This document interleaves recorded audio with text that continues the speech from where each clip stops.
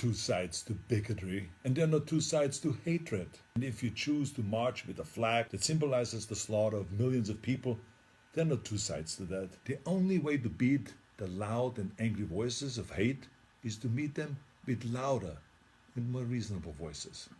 And that includes you, President Trump. In fact, as president of this great country, you have a moral responsibility to send an unequivocal message that you won't stand for hate and racism. Now let me help you write your speech here a little bit. As President of the United States and as a Republican, I reject the support of white supremacists. The country that defeated Hitler's armies is no place for Nazi flags. The party of Lincoln won't stand with those who carry the battle flag of the failed Confederacy. Was that that difficult? You see, I told you.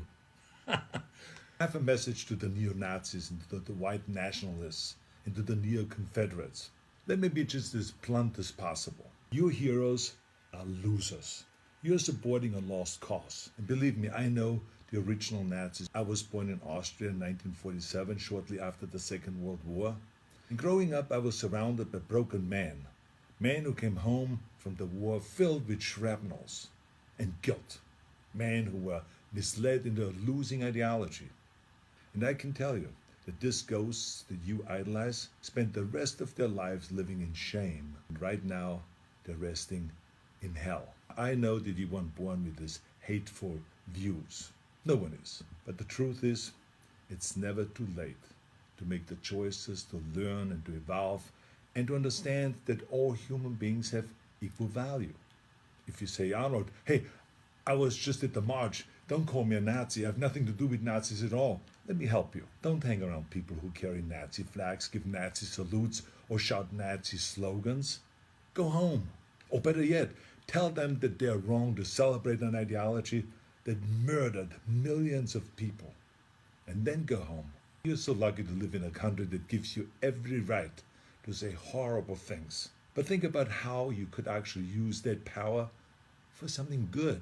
Those of you who have been silent, you must also evolve. I have learned a long time ago that the only way we can really eliminate hatred is to face it head on.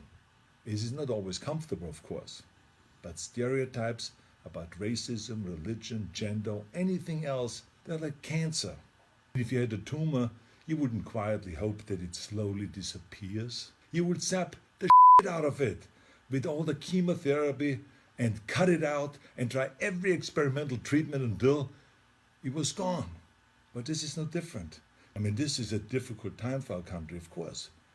But I know that if we all have the courage to do something about it and to do the right thing, we come out stronger in the end.